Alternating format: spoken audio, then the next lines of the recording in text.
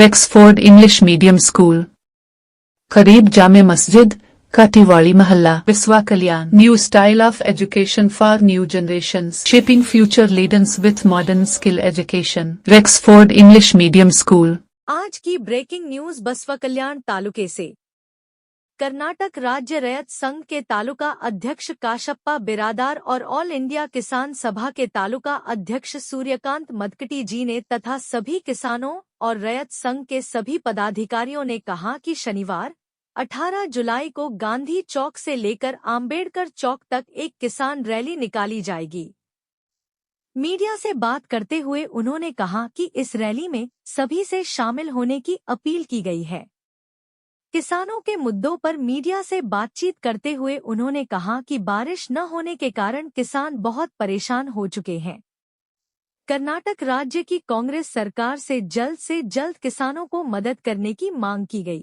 साथ ही बसवा कल्याण के विधायक शरणु सलगर जी से भी किसानों को मदद करने की मांग की गई। उन्होंने कहा कि अगर हमारी मांगें पूरी नहीं होती हैं, तो आने वाले दिनों में हम आंदोलन करेंगे। सभी हमारे BK9 न्यूज लाइव मीडिया जितने भी आप यूट्यूब पे देख रहे हो तो यूट्यूब पे फॉलो कर सकते हैं, पर BK9 news Karnataka Facebook page को फॉलो कर सकते हैं।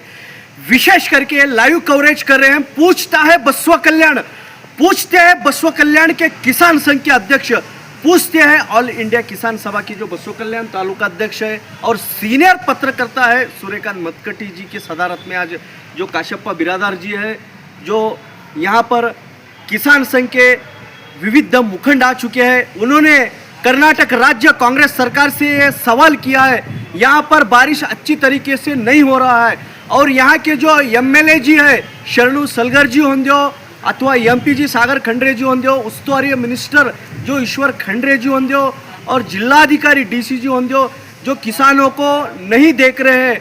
उन्होंने सरकार का ध्यान आकर्षित करने के लिए अभी हमारे BK9 न्यूज़ की ओर से जो ऑल इंडिया किसान सभा की जो तालुका अध्यक्ष है और सीनियर मीडिया के जो पत्रकर्ता है, जो मीडिया रिपोर्टर है, जो सूर्यकांत मदकटी साहब अभी हमारे BK9 न्यूज़ लाइव मीडिया की ओर से लाइव ऐसे ही सनसनी खबरों के लिए देखते रहिए। BK9 न्यूज़ हर कदम हर वक्त किसानों के साथ। सर ನಮ್ಮ ಚಾನಲ್ ತಮಗೆ ಸ್ವಾಗತ ಮಾಡ್ತೀನಿ। ತಾವು ಸರ್ಕಾರಕ್ಕೆ ಏನು ಬೇಡಿಕೆ ಇಡ್ತೀರಿ ಸರ್? ತಮಗೂ ಕೂಡ ಚಾನಲ್ದವರಿಗೂ ಸ್ವಾಗತ ಮಾಡ್ತೀನಿ, ಜೊತೆಗೆ ನಮ್ಮ ಕಿಸಾನ್ ಸಭೆಯ ಎಲ್ಲ ಅಧ್ಯಕ್ಷರಿಗೆ, ಕಿಸಾನ್ ಸಂಘದ ಕರ್ನಾಟಕ ರಾಜ್ಯ ರೈತ ಸಂಘದ ಎಲ್ಲ ಪದಾಧಿಕಾರಿಗಳಿಗೆ ನಾನು ಹೃತ್ಪೂರ್ವಕ ವಂದನೆಗಳನ್ನು ಅಭಿನಂದನೆಗಳು ಹೇಳ್ತೀನಿ। ಜೊತೆಗೆ ನಾವು ಇವತ್ತು ಯಾಕೆ ಸೇರಿದ್ದೇವೆ ಅಂದರೆ, ನಾವು ನಿರಂತರವಾಗಿ ಹೋರಾಟ ಮಾಡ್ತಾ ಇದ್ದೇವೆ। ಕಳೆದ ವರ್ಷದಿಂದ ಕೂಡ ರೈತರು ಅನೇಕ ಸಮಸ್ಯೆಗಳನ್ನು ಎದುರಿಸ್ತಾ ಇದ್ದಾರೆ, ಆ ಕಾರಣಕ್ಕಾಗಿ ಹೋರಾಟ ಮಾಡ್ತಾನೇ ಇದ್ದೇವೆ।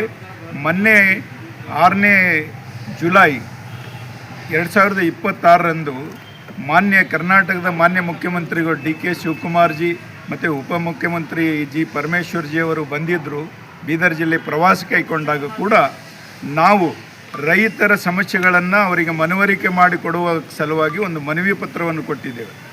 ಆದರೂ ಕೂಡ ಅವರು ಇವತ್ತಿಗೆ ಬರಗಾಲ ಘೋಷಣೆ ಮಾಡಿಲ್ಲ, ರೈತರ ಸಮಸ್ಯೆಗಳಿಗೆ ಸ್ಪಂದಿಸಿಲ್ಲ। ಆ ನಿಟ್ಟಿನಲ್ಲಿ ನಾವು ಇವತ್ತು ಪತ್ರಿಕಾಗೋಷ್ಠಿಯನ್ನು ಮಾಡ್ತಾ ಇದ್ದೇವೆ।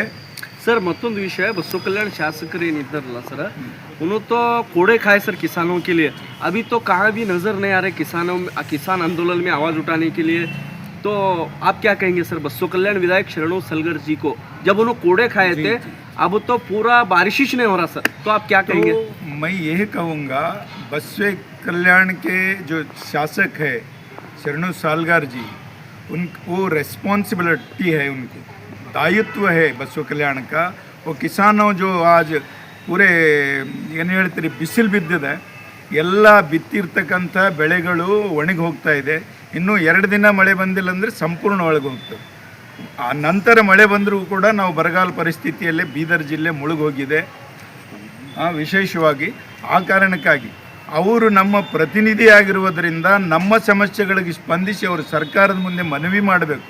ಆದರೆ ಅವರು ಮಾಡ್ತಾ ಇಲ್ಲ ಅಂತ ಹೇಳಿದರೆ ಅವರು ಸುಮ್ಮನೆ ಜನರಿಗಾಗಿ ಮಾಡ್ತಾ ಇದ್ದಾರೆ, ಜನರಿಗೆ ತೋರಿಕೆಗಾಗಿ ನಾಟಕ ಮಾಡ್ತಾ ಇದ್ದಾರೆ ಅಂತ ನಾನು ಹೇಳ್ತೀನಿ। ತಮ್ಮ ಪ್ರಮುಖ ಬೇಡಿಕೆ ಏನೇನಿದೆ ಸರ್? ಪ್ರಮುಖ ಬೇಡಿಕೆಗಳು ನಾವು ಮುಖ್ಯವಾಗಿ ನಮ್ಮ ಜಿಲ್ಲೆ, ನಮ್ಮ ತಾಲೂಕು ಬಸವ ಕಲ್ಯಾಣ, ಹುಲ್ಸೂರು, ಔರಾದ್, ಚಿಟಗುಪ್ಪ, ಕಮ್ಮಲ್ನಗರ್, ಹುಮನಾಬಾದ್ ಈ ತಾಲೂಕುಗಳೇನಿದ್ದಾವೆ ಬೀದರ್ ಜಿಲ್ಲೆದು, ಅಲ್ಲಿ ಸರ್ವೆ ಮಾಡಿ ನಾವು ಬರಗಾಲ ಘೋಷಣೆ ಮಾಡಿರಿ ಅಂತ ಮೊದಲನೇ ಬೇಡಿಕೆ ಆಗಿದೆ.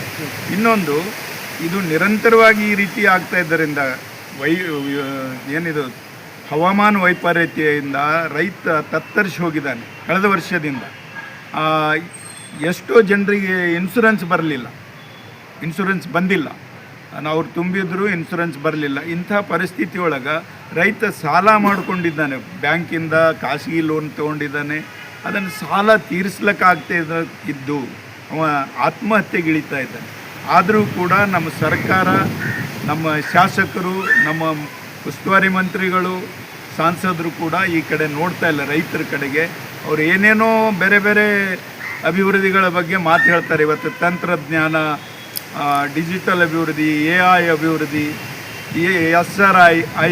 SRI ಇಂಥ ವಿಚಿತ್ರ ಯೋಜನೆಗಳ ಬಗ್ಗೆ ಮಾತಾಡ್ತಾರೆ. ರೈತರ ಬಗ್ಗೆ ಒಬ್ಬರೂ ಮಾತಾಡ್ತಾ ಇಲ್ಲ.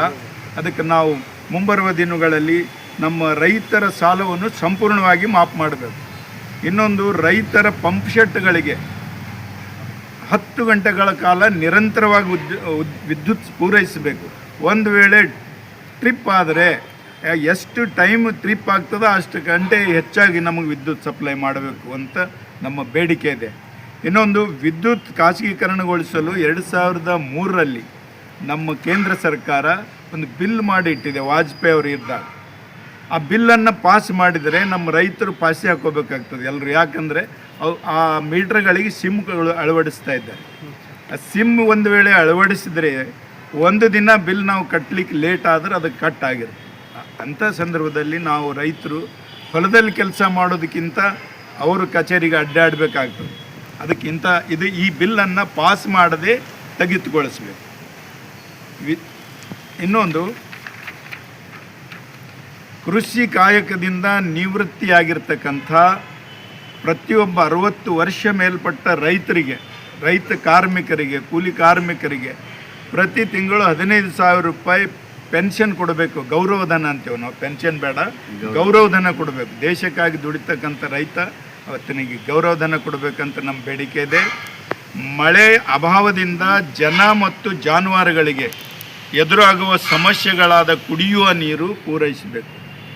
ಜನರಿಗೂ ಸಮಸ್ಯೆ ಇದೆ ನೀರಿಂದು, ಜಾನುವಾರುಗಳಿಗೂ ಸಮಸ್ಯೆ ಇದೆ. ಅದನ್ನು ಸಮರ್ಪಕವಾಗಿ ನಿರ್ವಹಿಸಬೇಕಂತ ನಮ್ಮ ಬೇಡಿಕೆ ಇದೆ. ಮತ್ತು ಜಾನುವಾರುಗಳಿಗೆ 1971ರಲ್ಲಿ ಬರಗಾಲ ಇರ್ತಕ್ಕಂಥ ಪರಿಸ್ಥಿತಿಯಲ್ಲಿ ಯಾವ ರೀತಿಯ ಮೇವು ಪೂರೈಕೆ ಮಾಡಿದ್ರೋ ಅದೇ ರೀತಿ ಇವಾಗ ಜಾನುವಾರುಗಳಿಗೆ ಮೇವು ಪೂರೈಕೆ ಮಾಡಬೇಕು ಅಂತ ನಮ್ಮ ಬೇಡಿಕೆ. ಇನ್ನೊಂದು, ರೈತರು ಆಹಾರ ಉತ್ಪಾದನೆ ಮಾಡ್ತಾ ಇದ್ದಾರೆ. ಇದು ಒಂದು ಫ್ಯಾಕ್ಟ್ರಿ ಇದ್ದಂಥ ಥರ, ಕಾರ್ಖಾನೆ ಇದ್ದಂಗೆ ನಮ್ಮ ರೈತರು. ಆ ಕಾರ್ಖಾನೆಗಳ ಅಭಿವೃದ್ಧಿಗೆ ಪ್ಯಾಕೇಜ್ ಕೊಡ್ತಾರೆ. ಅದರ ರೈತರು ಆಹಾರ ಪ್ರಮಾಣ ಹೆಚ್ಚಿಸಲು, ಅವರಿಗೆ ಅಭಿವೃದ್ಧಿಯಾಗಿ ಬೆಳೆಸಲು, ಅಭಿವೃದ್ಧಿಗಾಗಿ ಪ್ಯಾಕೇಜ್ ಕೊಡಬೇಕಂತ ಇನ್ನೊಂದು ಬೇಡಿಕೆ ಇದೆ. ಏನು ಮಾತು? ಓಕೆ. ಇನ್ನು ನಮ್ಮ ಕರ್ನಾಟಕದಲ್ಲಿ 15 ಲಕ್ಷ ಜನ ವೃದ್ಧಾಪ್ಯ ವೇತನ ಪಡಿತಾ ಇದ್ದರು. ಅಂಥ ವೃದ್ಧಾಪ್ಯ ವೇತನ ಪಡಿತಕ್ಕಂತಹ ಜನರಿಗೆ, ಮಾಸಾಸನ ಪಡಿತಕ್ಕಂಥ ಜನರಿಗೆ ಸ್ಥಗಿತಗೊಳಿಸಿದ್ದಾರೆ. ಅದನ್ನು ಪುನಃ ಚಾಲನೆ ಮಾಡಬೇಕು, ಅದನ್ನು ಜಾರಿಗೊಳಿಸಬೇಕಂತ ಒಂದು ಬೇಡಿಕೆ. ಸರ್ಕಾರದ ಬೊಕ್ಕಸಕ್ಕೆ ಬೀಳುವ ಆರ್ಥಿಕ ಹೊರೆಯನ್ನು ತಪ್ಪಿಸಲು ಜನಪ್ರತಿಗಳು ತಮ್ಮ ಪ್ರಸಕ್ತ ಸಾಲಿನ ಪೆನ್ಷನ್, ಅವರು ಪೆನ್ಷನನ್ನು, ಭತ್ಯೆಯನ್ನು ಸ್ವ ಇಚ್ಛೆಯಿಂದ ತ್ಯಜಿಸಬೇಕು, ಬಿಡುಗಡೆ ಮಾಡಬೇಕು. ಅದರಿಂದ ರೈತರ ಮತ್ತು ಇತರೆ ಅಭಿವೃದ್ಧಿ ಕಾಮಗಾರಿಗಳು ತಗೋಬೇಕಂಥೇಳಿ ನಾವು ಅಖಿಲ ಭಾರತ ಕಿಸಾನ್ ಸಭಾ ಹಾಗೂ ಕರ್ನಾಟಕ ರಾಜ್ಯ ರೈತ ಸಂಘ ಹಾಗೂ ವಿವಿಧ ಸಾಮಾಜಿಕ ಸಂಘಟನೆಗಳ ಸಂಯೋಜನೆಯಿಂದ ನಾವು ಮುಖ್ಯಮಂತ್ರಿಗಳಿಗೆ ಒತ್ತಾಯಿಸ್ತಾ ಇದ್ದೇವೆ. ಧನ್ಯವಾದ. ನಾನು ಸೂರ್ಯಕಾಂತ್ ಮತ್ಕಟ್ಟಿ, ಅಖಿಲ ಭಾರತ ಕಿಸಾನ್ ಸಭಾದ ತಾಲೂಕು ಅಧ್ಯಕ್ಷನಾಗಿದ್ದೀನಿ, ಪತ್ರಕರ್ತನೂ ಆಗಿದ್ದೀನಿ. ಒಂದು ವೇಳೆ ಈ ರೀತಿ ನಮ್ಮ ಸಮಸ್ಯೆಗಳಿಗೆ ಸ್ಪಂದಿಸದೇ ಇರತಕ್ಕಂಥ ಸರ್ಕಾರದ ವಿರುದ್ಧ ನಾವು ಬರುವ ಮುಂದಿನ ದಿನಗಳಲ್ಲಿ ನಾವು ರಸ್ತೆಗಿಳಿದು ರೈತರು ಹೋರಾಟ ಮಾಡಬೇಕಾಗ್ತದೆ, ಧಿಕ್ಕಾರ ಮಾಡಬೇಕಾಗ್ತದೆ. ಅದು ಉಗ್ರವಾದ ಹೋರಾಟಕ್ಕೆ ನಾವು ಮುಂದೆ ಅಣಿಗೊಳ್ಳಬೇಕಾಗುವಂಥ ಪರಿಸ್ಥಿತಿ ಇದೆ ಅಂತೇಳಿ ನಾನು ಎಚ್ಚರಿಕೆ ಮಾತುಗಳನ್ನು ಸರ್ಕಾರಕ್ಕೆ ಕೊಡ್ತೇನೆ.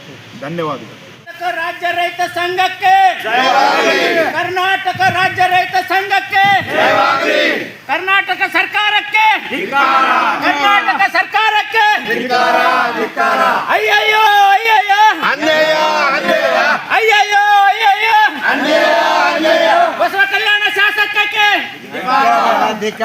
ಬಸವ ಕಲ್ಯಾಣ ಶಾಸಕರಿಗೆ ಬಸವ ಕಲ್ಯಾಣ ಶಾಸಕರಿಗೆ ಏತಕ್ಕಾಗಿ ಹೋರಾಟ ಏತಕ್ಕಾಗಿ ಹೋರಾಟ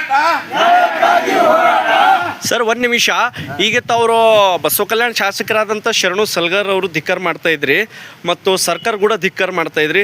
ಇದು ಯಾಕೆ ಧಿಕ್ಕಾರ ಮಾಡ್ತಾ ಇದ್ರಿ ಮತ್ತು ನೀವು ಎಲ್ಲಿಂದ ಗಾಂಧಿ ವೃತ್ತದಿಂದ ಅಂಬೇಡ್ಕರ್ ಅವ್ರಿಗೆ ರ್ಯಾಲಿ ಇಟ್ಟಿದ್ರಿ, ಅದ್ರ ಡೇಟ್ ಏನಿದೆ, ಸಮಯ ಏನಿದೆ, ಏನು ತಹಸೀಲ್ದಾರ್ ಅವ್ರಿಗೆ ಮೆಮೊರಂ ಕೊಟ್ಟಿರಾ, ಪೊಲೀಸ್ ಡಿಪಾರ್ಟ್ಮೆಂಟ್ದವ್ರಿಗೆ ಮೆಮೊರಂ ಕೊಟ್ಟಿರಾ, ಯಾವ ರೀತಿ ತಾವ್ರು ಹೋರಾಟ ಮಾಡ್ತಾ ಇದ್ರಿ ಹೇಳ್ರಿ ಸರ್, ಡೇಟ್ ಏನದ ಹೇಳ್ರಿ ಸರ್. 18ನೇ ಡೇಟ್ ಶನಿವಾರ ದಿವಸ.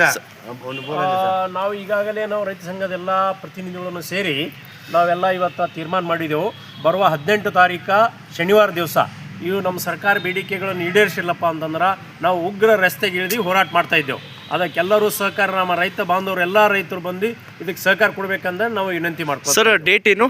18 ತಾರೀಕು ಶನಿವಾರ ದಿವಸ. ಸರ್ ಯಾವ ವೃತ್ತದಿಂದ ಯಾವ ವೃತ್ತವರೆಗೆ ರ್ಯಾಲಿ? ಗಾಂಧಿ ಚೌಕಿಂದ ಅಂಬೇಡ್ಕರ್ ಸರ್ಕಲ್ ವರೆಗೆ. ಸರ್ ತಹಸೀಲ್ದಾರ್ ಅವರಿಗೆ, ಪೊಲೀಸ್ ಡಿಪಾರ್ಟ್ಮೆಂಟ್ದವರಿಗೆ ಏನು ಲಿಖಿತ ಮುಖಾಂತರ ಕೊಡ್ತಾ ಇದ್ರಿ? ಲಿಖಿತ ಮುಖಾಂತರ ಕೊಟ್ಟು ಕಾನೂನು ಪ್ರಕಾರ ನಾವು ಕಾರ್ಯಕ್ರಮ ಮಾಡ್ತೀವಿ. ಸರ್ ಮತ್ತು ಬಸವ ಕಲ್ಯಾಣ ಶಾಸಕರಂತ ಶರಣು ಸಲ್ಗರ್ ಸರ್ ಅವರು ಹಾಗೂ ಕರ್ನಾಟಕ ರಾಜ್ಯ ಕಾಂಗ್ರೆಸ್ ಸರ್ಕಾರ ಧಿಕ್ಕಾರ ಮಾಡ್ತಾ ಇದ್ರಿ ಸರ್, ಯಾವ ವಿಷಯದಲ್ಲಿ ಮಾಡ್ತಾ ಇದ್ರಿ ಸರ್? ಸರ್ ಯಾಕಂದ್ರೆ ನಾವು ರೈತರು ಈಗ ನಮ್ಮದು ಬಸವ ಕಲ್ಯಾಣ ತಾಲೂಕು ಅಂದ್ರೆ ನಮ್ಗೆ ಶಾಸಕರೇ ಬರ್ತಾರ.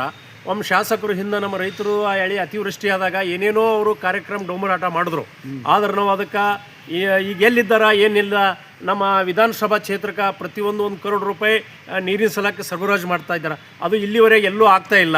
ಹಿಂಗೆ ಅನೇಕ ನಮ್ಮ ಶಾಸಕರು ಇಲ್ಲಿ ಮಲ್ತಾಯಿ ಧೋರಣೆ ತೋರ್ತಾ ಇದ್ದಾರೆ. ಅದಕ್ಕಾಗಿ ನಾವು ಎಲ್ಲ ರೈತರು ಇವತ್ತು ಕೂಡಿಕೊಂಡು ಇವತ್ತು ನಾವು ಉಗ್ರ ಹೋರಾಟಕ್ಕೆ ಇಳಬೇಕಂತ ಪರಿಸ್ಥಿತಿ ಉಂಟಾಗಿದೆ.